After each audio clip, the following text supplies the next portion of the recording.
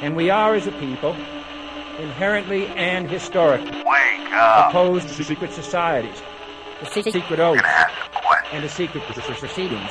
The show that asks questions about why we don't ask questions. What the hell is going on? This is Conspiracy Queries with Alan Park.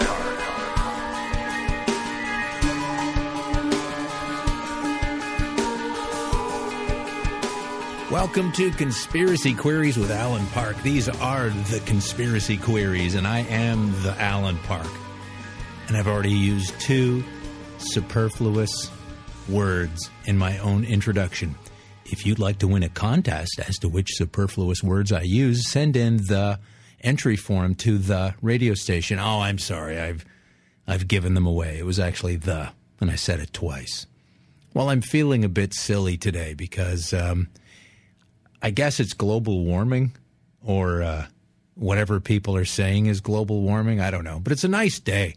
And it, by all rights, should be horrible outside where we sit in Canada waiting for the winter with bated breath, which I realized recently does not mean your mouth smells like a bucket full of worms.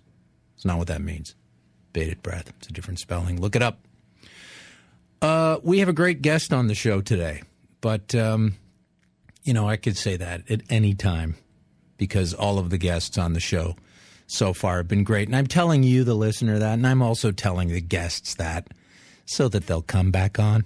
Hello? Phone's not ringing? Just curious why that is. No, actually, we do have a lot of people coming back on the show soon-ish into the new year. And those people have very fascinating things to say, but there are also other people out there, and there are other topics that in this calendar year of 2013 I wasn't able to get to because there's only one show a week, although we're trying to get two happening.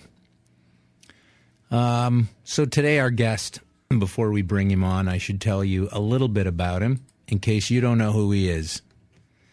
And if you don't know who he is, I don't know why you're listening to this particular program. But maybe you don't know who he is, and we'll tell you. Our guest today is a doctor. His name is Dr. Stephen Greer, and he used to be an emergency room doctor, which is kind of stressful, I would imagine.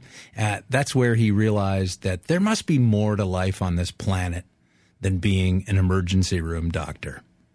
And so overnight, he opened CSETI, or the Center for the Study of Extraterrestrial Intelligence. Yeah, not really overnight. I don't think the chain of events was that short. There was probably a bridge loan or two in there to get CSETI organized. But, that's pretty out there and ballsy and fascinating. The Center for the Study of Extraterrestrial Intelligence. And eventually they managed to gather enough data, which led to the Disclosure Project. The Disclosure Project meaning, it's an attempt by many researchers, including Dr. Greer and many others, such as Rich Dolan, who we've had on the show, and other experts and witnesses to come forward and force the government's hand at exposing the real facts behind the alien presence on Earth and in our solar system and in our lives. So that's who Stephen Greer is, a major monumental force in that field. We'll be talking about his research into that field, his movie that came out about a year ago called Sirius, which is fascinating. But before we get into that, more bad news if you like this planet. And that's the only one I'm living on at the moment that I know of. So anytime stuff like this happens, it bothers me.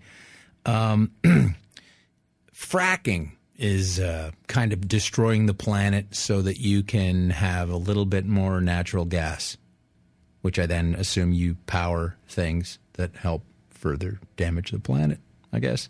But there's a bit of a standoff going on. While it may be nice here in the Toronto, Southern Ontario part of the Canadian world, it's a little more snowy and wintry in New Brunswick as the anti-fracking protesters fight for, quote, the next 7 generations. And this is from RINF.com. RINF for all your crazy news needs.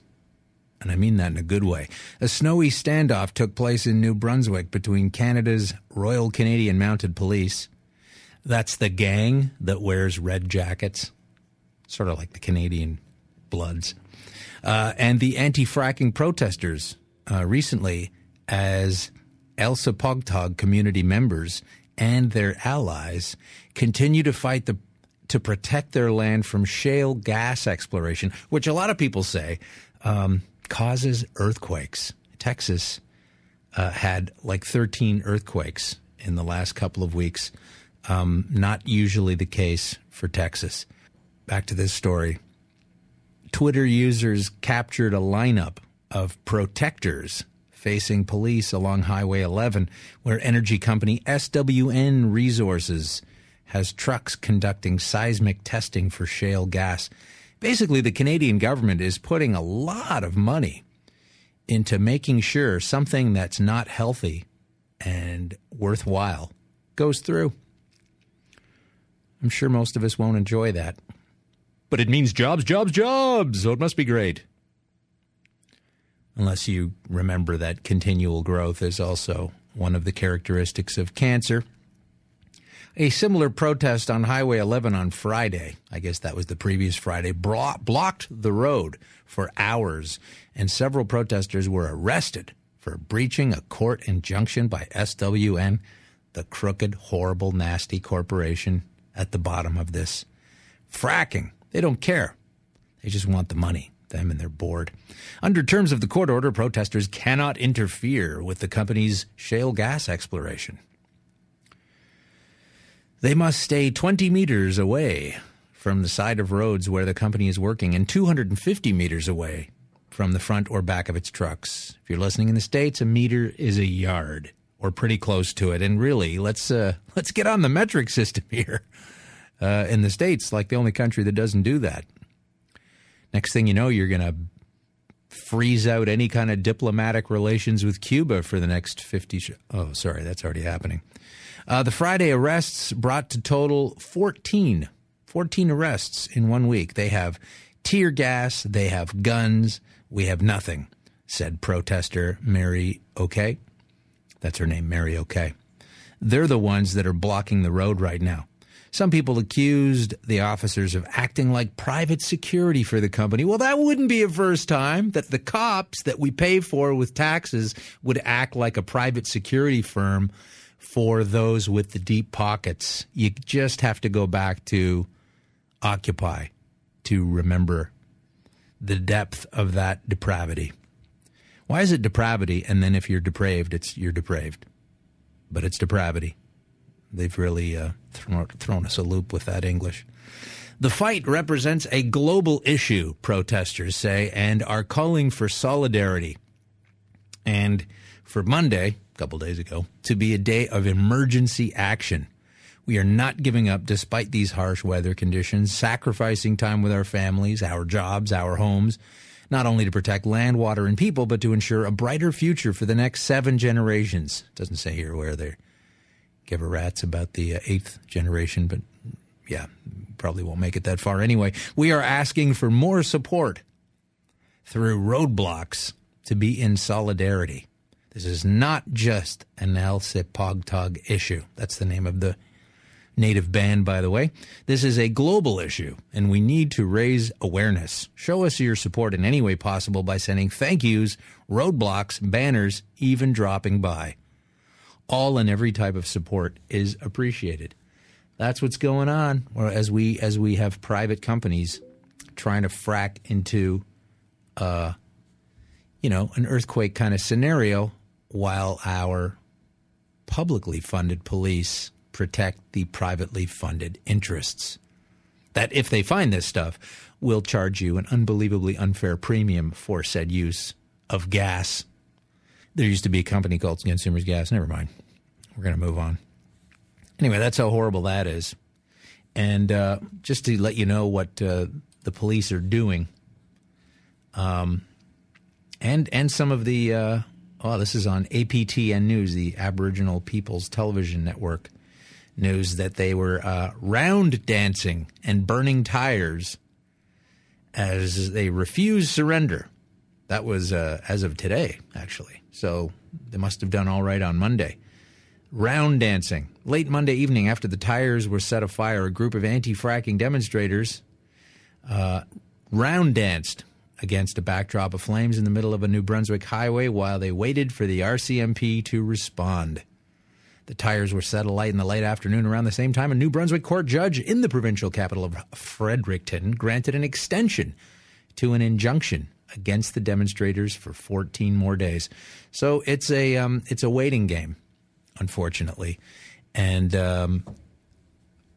all the time this is happening, we're getting news from the west coast of the country that if we're not going to have the pipeline that critics of Obama want to have and connect up the, as Neil Young would say, Hiroshima-like Western Canada, Alberta, Athabasca tar sands to the United States, that they're just going to ship it across in trains, which apparently blow up every once in a while and burn the towns that they are snaking through in the middle of the night, all with no repercussions to the company.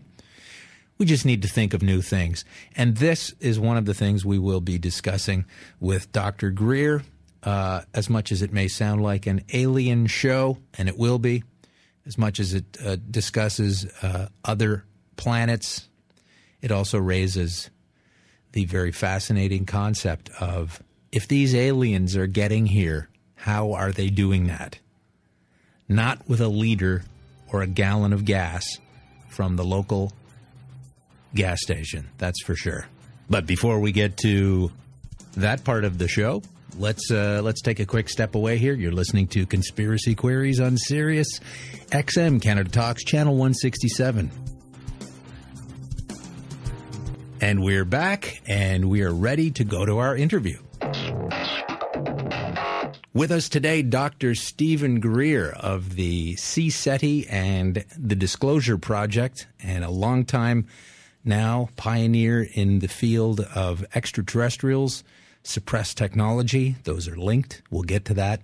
And also governmental conspiracies. This all ties in, unfortunately, to, let's say, the suppression and ignoring of a lot of Dr. Greer's fine work. Dr. Greer, thank you for coming on. I wonder if you could tell us just a little bit to get started for those who may not know you and what you've been up to these last 20 years, how you got started on this path. Yes, well, I'm an ER doctor, emergency medicine medical doctor, who got involved with this as really because I had a sighting of what the public call UFOs back when I was quite young and began to study the issue. And I have a family member, my uncle, who worked on the lunar module, actually was with Grumman, which is now Northrop Grumman, that designed the lunar module, put the first man on the moon. For people who don't remember, it was a funny-looking thing that landed on the moon in 1969. So I have an aerospace family background, and then I'd had a very close encounter and sighting, and started digging into it. And I really discovered that not only was the subject real, but the reason that it's ridiculed and poo-pooed and sort of dismissed is because there's been a very deliberate attempt to obfuscate and hide the truth on it, because really what's behind the secrecy is that since the 1950s, we have not needed oil, gas, or coal, or for that matter, surface highways between cities,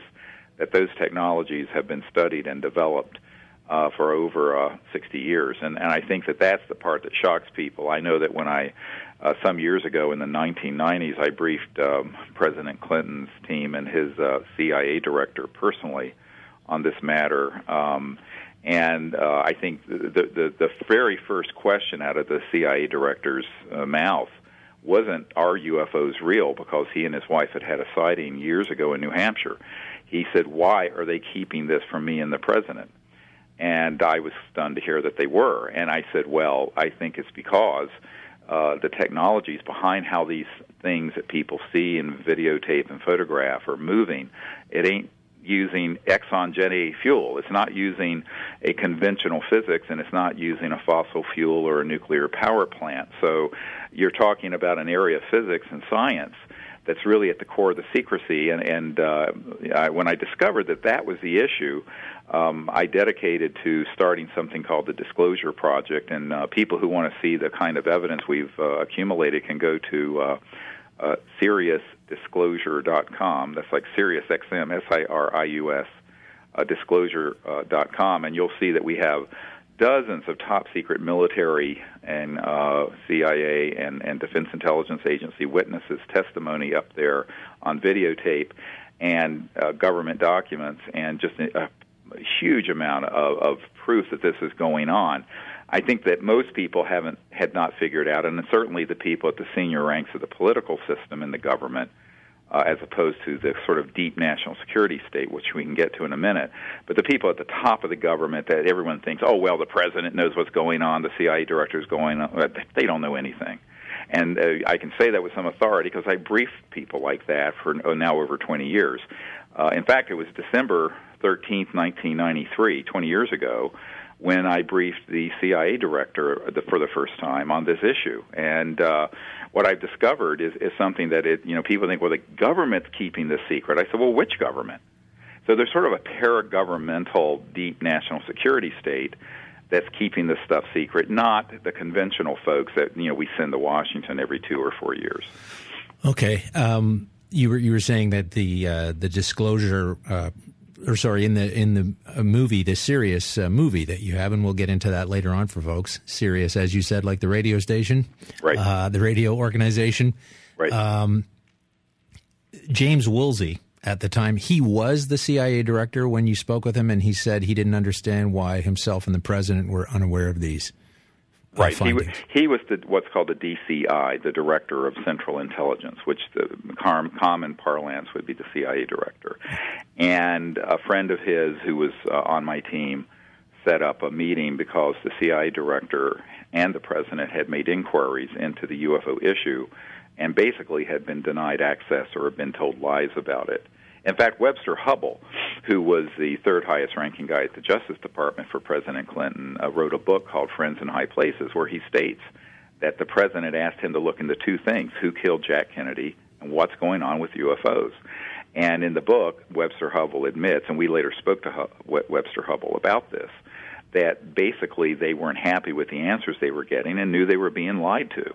So there's this sort of misunderstanding in the public that they think, oh, well, President Obama or President Clinton or W or whoever really knows what's going on in this vast national security state and apparatus that's out there, and they know some of the stuff going on. I'm not saying they don't know anything. The Presidential Daily Briefing, the PDB, has some information, but it's really, there are deep black, if you want to call them that, or unacknowledged projects. And those projects really are outside the reach, unfortunately, of a lot of these people that the common person on the street would just be shocked to find out that how broken our system is. Well, to go on and add to that is in the movie that in your Sirius movie, it's mentioned in there that later on, James Woolsey denies having that conversation with you, certainly to that depth, and merely begs off by saying, oh, I met Dr. Greer. We had a dinner with some other people, and anything that he said on this level has been taken out of context. So I think James Woolsey did find out, or was told by someone, please back away from the trough. Oh, he did back away and was offered a plum position as chief counsel at Booz Allen Hamilton, which has all been in the news for the Snowden affair. They're the ones who do all the contracting for the National Security Agency and a whole bunch of other secret government programs. And so he took a golden parachute after being CIA director into that world. And so who knows what happened? I mean, I haven't really been in touch with him since then. I have very good friends of mine who've been in touch with him, but luckily I saved the letter from the CIA director Woolsey's friend, who set up the meeting, and when it explicitly says that the meeting is to do this in-depth briefing because the CIA director has not been given access. I have this letter in my archive. So, unfortunately, when Woolsey and his henchmen tried to deny this, it was like they were caught flat-footed in another cover-up. But, of course, I mean, that, you know, one of the things I say about these folks in Washington, I know it's rather cynical to say this, but, you know, how do you know they're lying? Their lips are moving. Yeah. So. Well, you're preaching to the choir there. I mean, it's just ridiculous.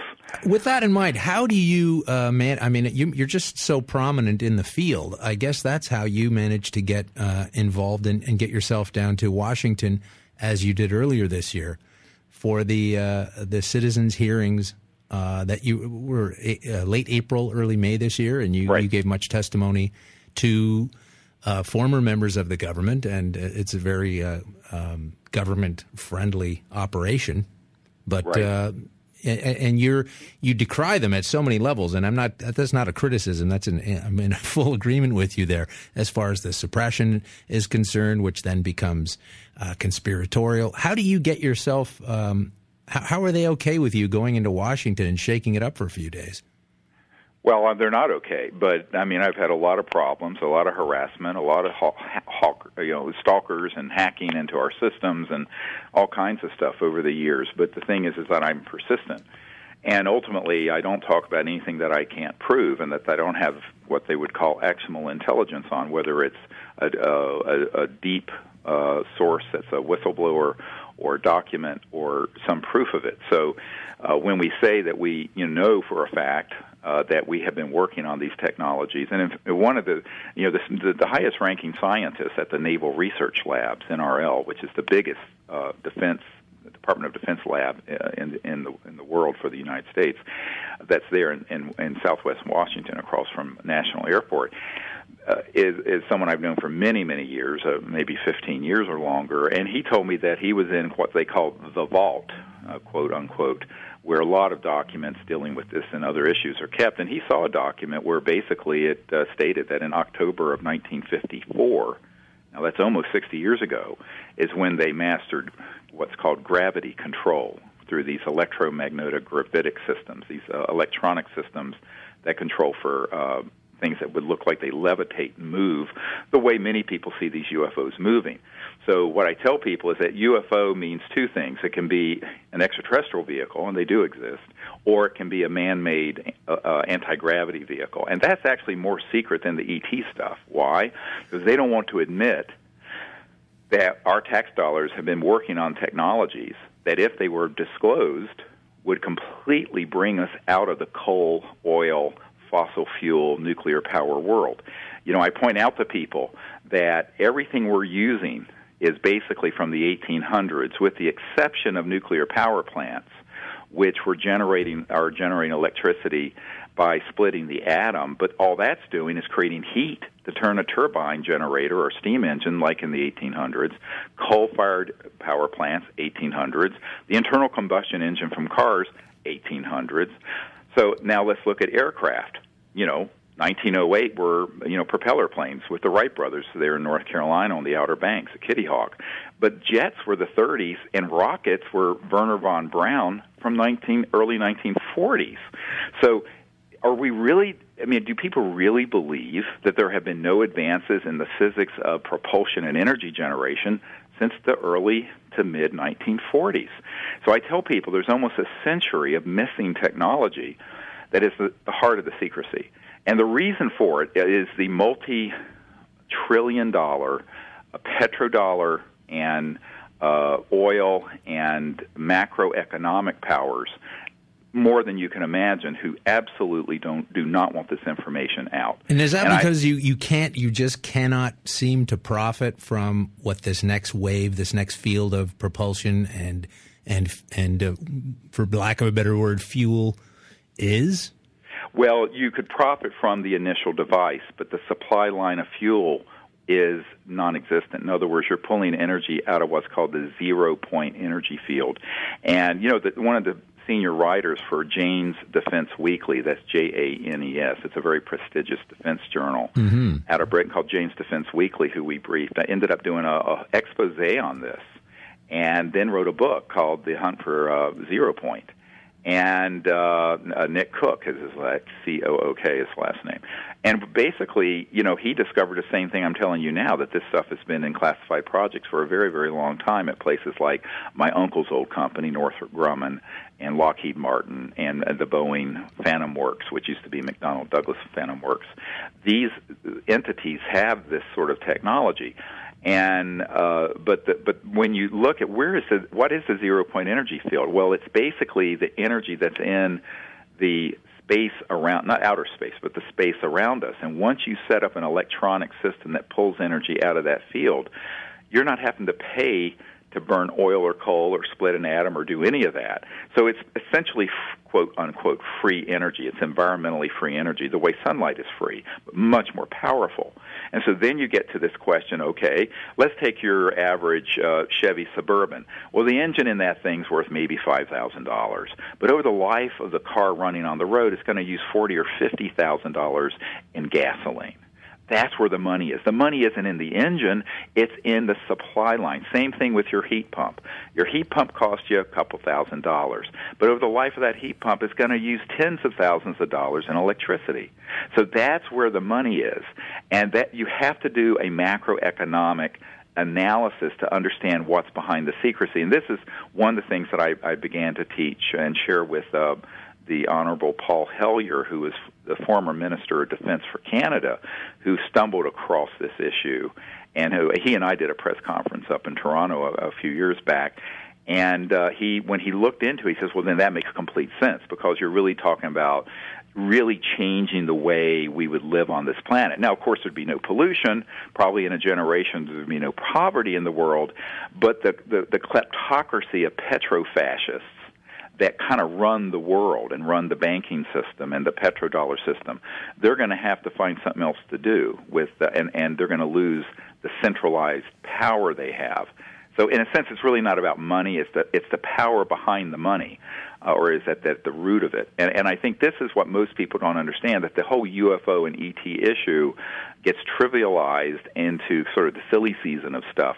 When I also briefed personally for a very long time the head of the Defense Intelligence Agency, which is kind of like the CIA inside the Pentagon. And General Patrick Hughes, who's a 3-star general, asked me to come in and do a very extensive briefing for him, and he was mortified because he knew he's sending his young guys out on the battlefield in Iraq and Afghanistan with being blown to pieces and limbs being blown off. And that so much of our activities in the world have to do with what's called our national security interests in the Middle East. Well, that translates to oil, doesn't it? Because, Israel has 300 or 400 nuclear bombs. They can defend themselves. So it really comes down to this energy sector. And so we have multi-trillion-dollar operations in those wars and all these interests. And, of course, we're hated for being over there. But at the root of it is this ugly 3-letter word, oil. And that's what people don't seem to get. And so the secrecy behind UFOs is directly related to that. And that's what we've been exposing. And people want to really see the evidence for it. They can go to SiriusDisclosure.com, and there's just hundreds and hundreds of pages of materials. And in that regard, is that part of the are we discussing exopolitics here, or can you put a finer point on that? Well, that's I don't really that's a term that some people use. I tell people there's another dimension of this, and the other dimension of it is sort of the fantasy world of the whole ET question, where people say, "Oh my God, there are aliens invading us and doing stuff." When you pull the curtain back on the Wizard of Oz behind all that, you find out that yes, there are ET events that have happened, and there have been people who have had and made contact periodically. I head up a diplomatic team that works on this. But a lot of the information in that area gets into what I call crafted disinformation that's designed to create kind of fear in the public. Because Werner von Braun, for those of you who don't remember, was the guy who invented the rocket for Adolf Hitler. His spokeswoman for the last few years of his life is on our team, and she said, oh yeah, all he talked about for the last few years of his life was that they were going to eventually not only go from the Cold War to global terrorism, but then move from global terrorism to a threat from outer space. And it's all a hoax. there is no threat from outer space. But they would like people to think there is, because that's the next big thing in military and defense spending, is to put things in space and say, oh, we have to protect against something out there. Reagan trotted that old canard out, as I recall. Yeah, and I would say Ronald 90% of the UFO research community has been taken in by that nonsense. So, you know, what I say to people is that it's kind of like the peace movement or the environmental movement. They did a FOIA thing and found out that if you were at an anti-war gathering in New York City in the 60s or 70s, there'd be 18 people there, and 15 of them were on the payroll of the intelligence community, but they looked like hippies and were smoking pot. So what you find in this subject is that there's a lot of false information that's pervaded out there that sounds scary as hell, but it really just has to do with how do you create a new enemy. Because, you know, Leon Panetta, who I put a briefing together for him when he was CIA director for Obama, he basically admitted that we're spending $110 billion a year in Afghanistan to chase down 70 Al-Qaeda. 70, count them, 70. And not 7 million or 7,000, 70. So, you know, if you're going to be spending $1 trillion a year on Homeland Security, military, CIA, DIA, all these alphabet, NSA, you're going to have an enemy. And if you can't, you know, create one, you've got to start creating the next one. And the next one, in my opinion, that Werner von Braun was on the inside and warned of this on his deathbed, is this sort of threat from outer space, which is just rubbish. When you look at those threats from outer space, right. And you say, you said earlier, and casually, and I loved it, was that, aliens do exist. They do. They obviously are, and we'll get into why you know that in the next segment, and it'll be very interesting, I'm sure. But are you saying that these aliens, obviously they are coming here with whatever means of propulsion or warp drive or maybe time travel? I have no idea. But they do come here and they are observing us at a certain level. Would you say that's accurate?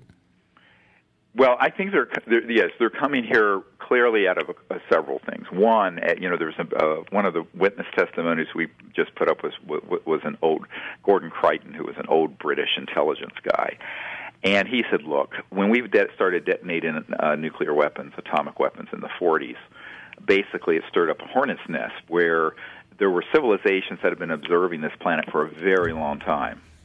And once we went from, blowing each other up with muskets and cannons and machine guns to weapons that could destroy the entire planet, and if put off out in space could destroy other planets, we became viewed as an existential threat to ourselves and possibly others. And I think that's when the modern era of UFO sightings began. If you look at the 40s, 50s, 60s, that's when there were so many things being seen, and our Air Force was encountering them, and there was all these reports in the media before the media stopped reporting on this issue because of their own collusion with the intelligence community. But I think that if you look at the trajectory, it clearly had to be that someone out there, they're not hostile to us, because, when I tell people, I was at Wright-Patterson Air Force Base where the remains from the Roswell crash were sent, and that event did happen, by the way. And I was meeting with the colonel in charge of the Foreign Technology Division that then became the Foreign Aerospace Science and Technology Center, and this colonel, Canola was his name, he looked at me, he said, well, what if these visitors are a threat?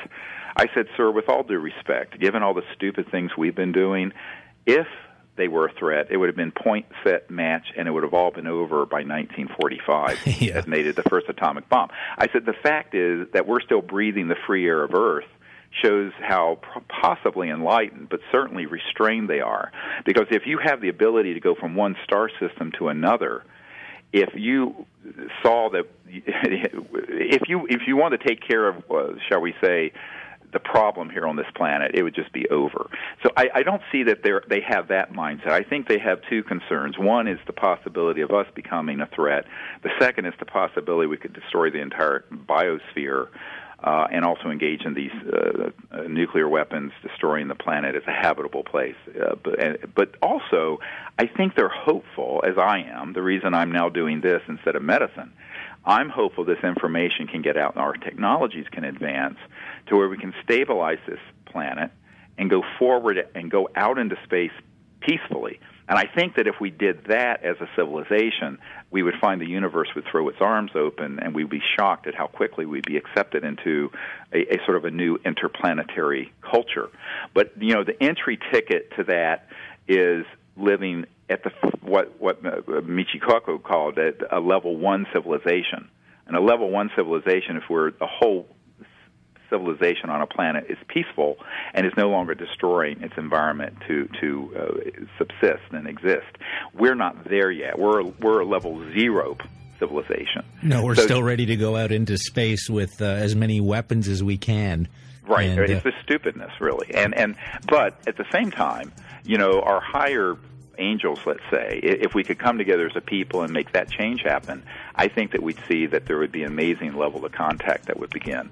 Well, we are going to explore that possibility as soon as we come back. We're with Dr. Stephen Greer, and stick around.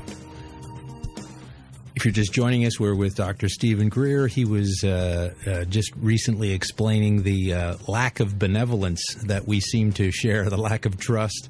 And so we bring our slingshots and bows and arrows into outer space and risk a good relationship creation or at the very least credibility with anybody that might be obviously far more advanced than we people.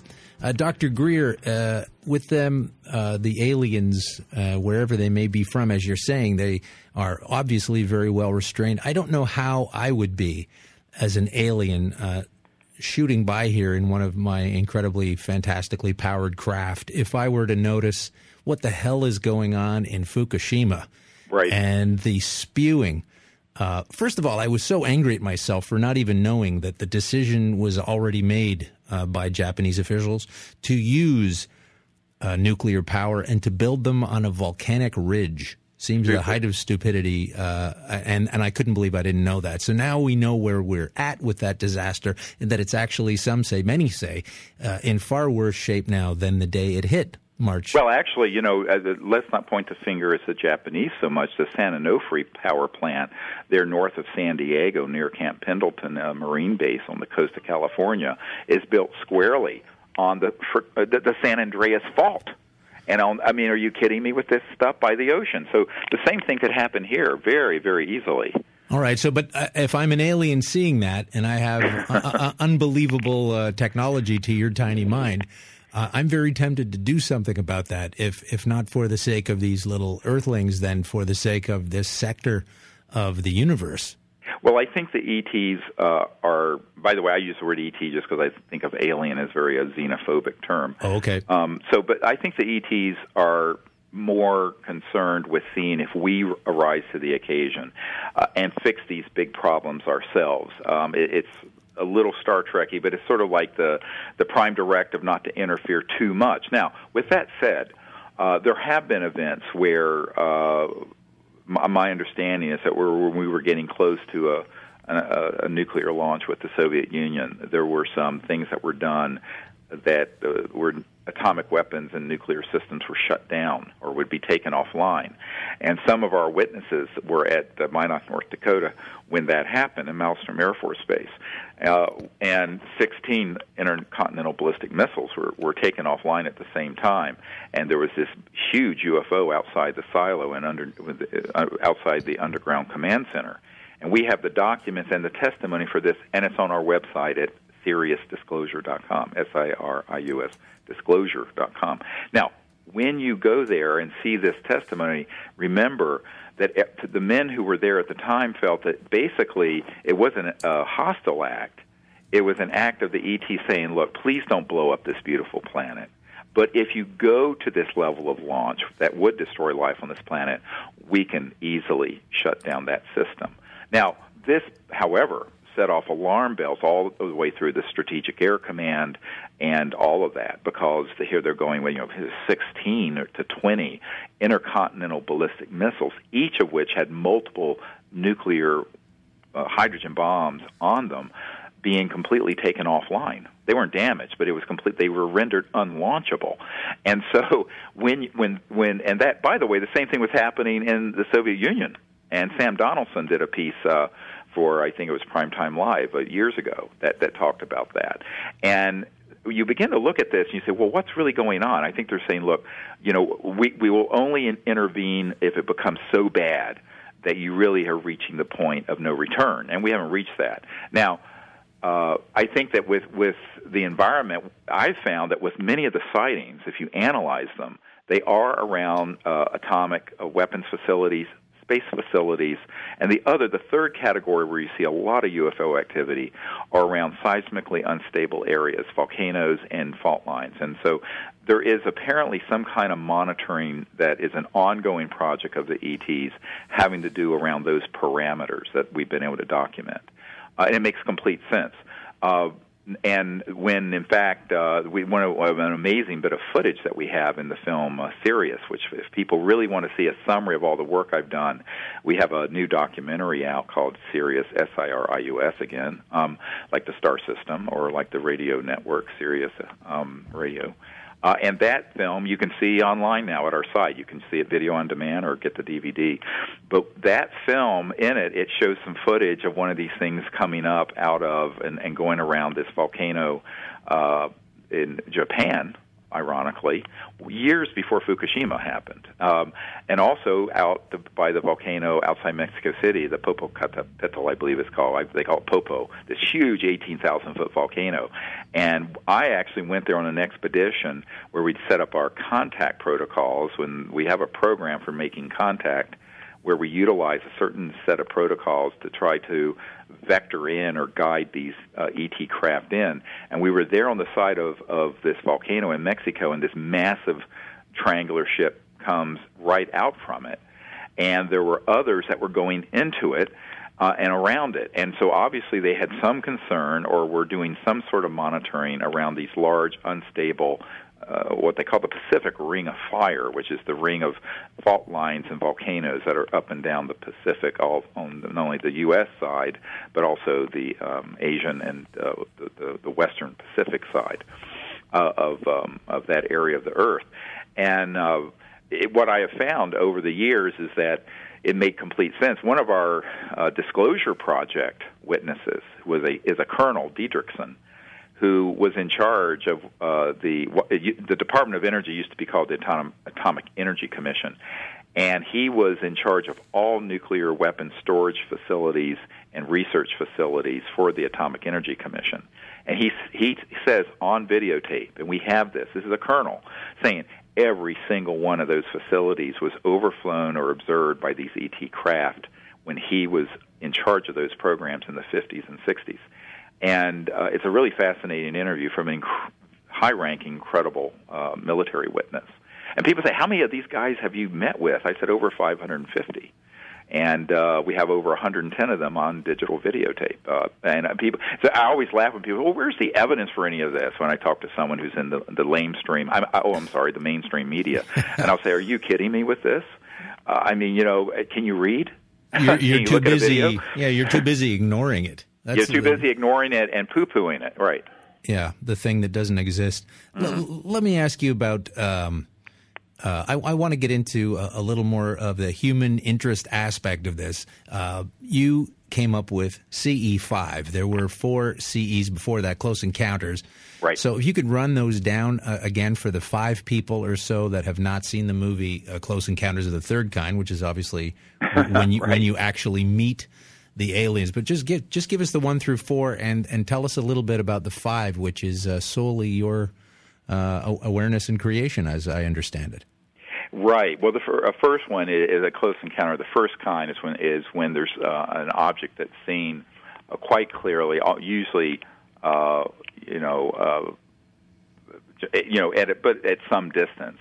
And then a close encounter of the second kind is when there's some kind of landing trace and physical evidence that's left. Now, people who are new to this should know that we have over 4,000 cases where these objects have landed and left physical evidence. One of the most famous ones was the Bentwaters Royal Air Force case back in the early 80s when a craft landed near Randlesham Forest and was documented. We have the Ministry of Defense documents for that, by the way, and the military personnel on our site at SiriusDisclosure.com. Then a close encounter of the third kind is when there's someone actually sees and has an encounter with an actual extraterrestrial biological or if it's not biological, it may be holographic or electronic. We can get into this in a moment, sort of encounter. A close encounter of the fourth kind is when an individual has an encounter and then has an experience where they have been taken on a craft or maybe off-planet and had that kind of experience. The close encounter of the fifth kind was a term that I coined back in 1990, and it is when a group of people decide to set up a diplomatic effort to overtly, not instead of instead of secretly in the military, but overtly and openly make peaceful contact through a set of protocols that I developed between 1977 and 1990 that deal with making contact so that we are inviting them to come and inviting them to make contact. And that includes meditation, is that right?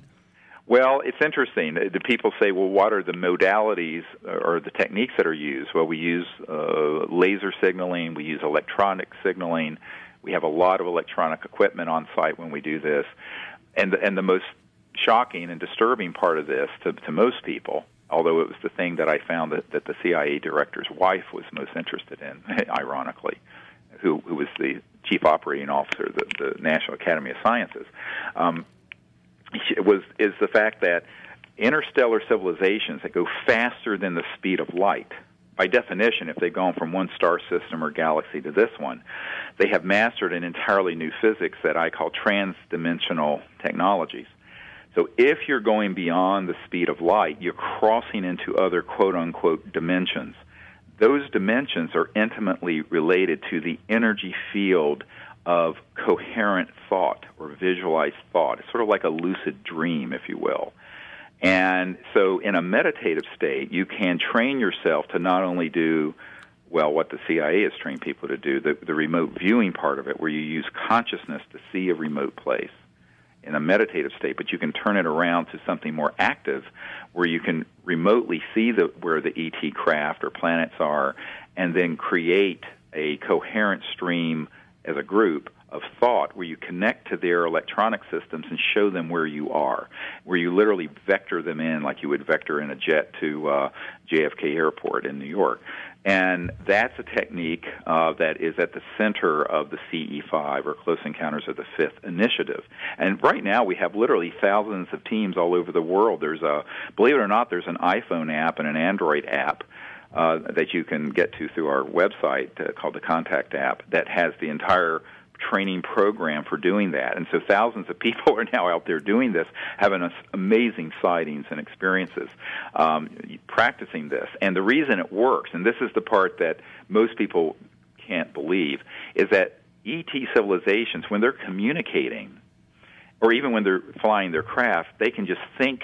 They'll be touching a control panel and think to it, and the craft will go in that direction. So there's complete what was being developed at UNLV by Dr. Gene Radin, a psychic switch where the thought process itself can be very subtly picked up through electronics and with machinery, I'm talking now, but really advanced stuff. We're not talking, stuff that we would have now too much on Earth, and those technologies are at the core of the communication systems of these interstellar civilizations, which is why so many people who've had contact describe, they'll see the craft there or the ET there, and they're getting a thought directly in their minds that they're hearing, and they're not hallucinating. That would explain breaking through what people labor under as the speed of light and the speed of sound. This reminds me very much of the book, The Secret Life of Plants. Exactly. Where the communication is instant. Well, or as Rupert Sheldrake, Dr. Sheldrake, who I know, and he and I have lectured at things together, where he talks about the morphogenic fields, where in the field of consciousness itself, that you have the ability to break out of time and space and the barrier of time and space. And what I've done is take that knowledge scientifically and turn it into an active sort of diplomatic protocol using thought and consciousness. And the reason the way I stumbled across this is a very long story. We don't have time for it. But when I was 17 years old, I had a near-death experience. And then from that near-death experience, I went, oh, my God, there's something that's beyond the physical.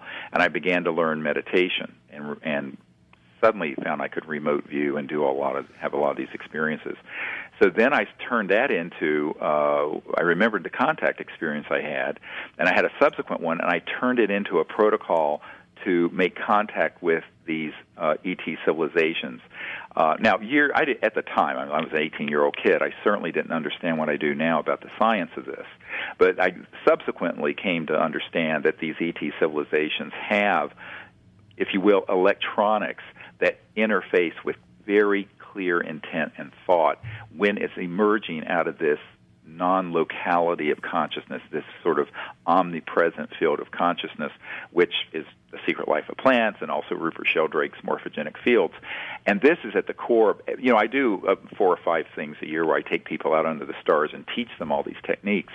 And we don't have a schedule up for 2014 yet, but we just finished doing one up in Arizona last month. And it was just amazing because we're up there at 5,000 feet and in the mountains outside Tucson, and we're doing these protocols, and suddenly this object just materializes over the valley, floats up, takes a right-hand turn, another right-hand turn, and takes off.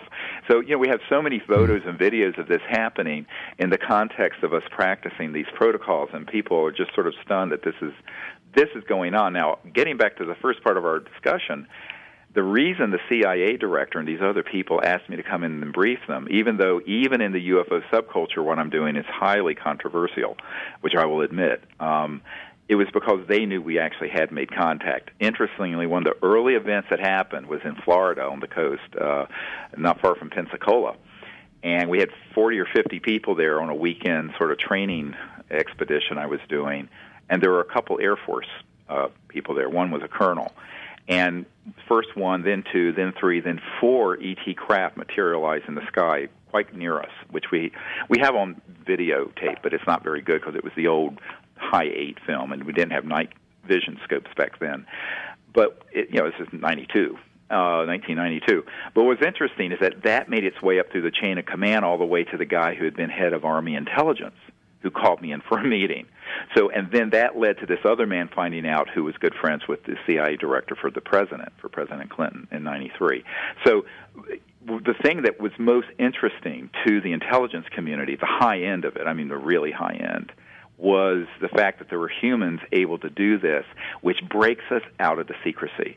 Think about it. If humans can learn this, and it takes some discipline, I'll admit it, but if humans can learn this, then you can completely bypass the stranglehold that the governmental entities have had on the secrecy.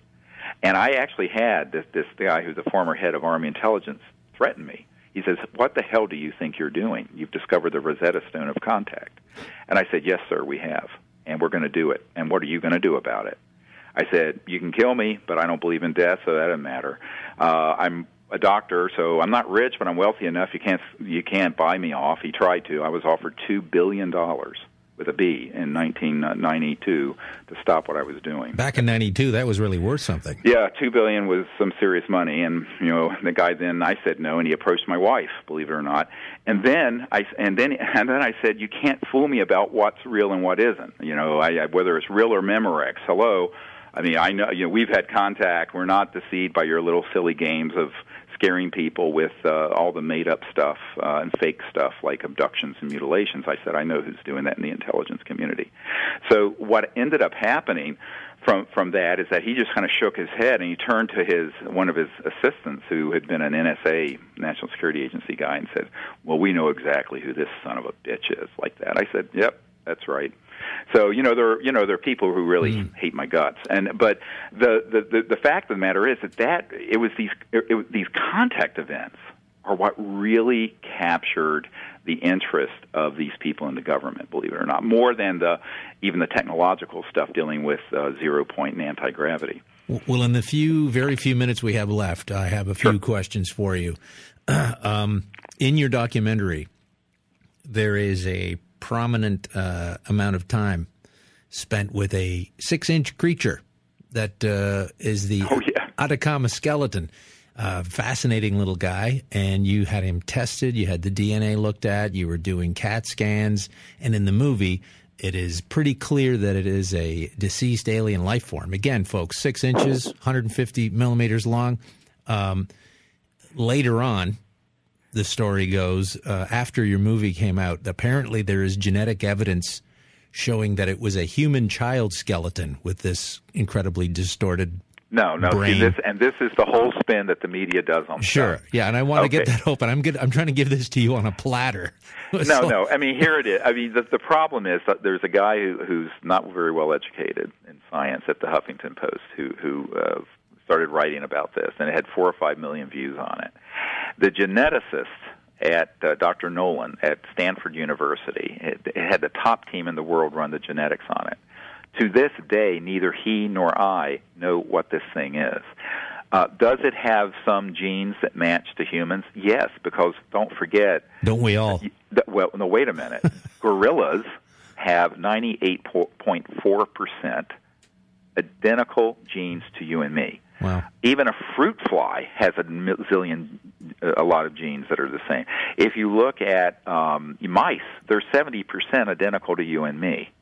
If you look at a Neanderthal, which is a different species than humans, it's 99.5% identical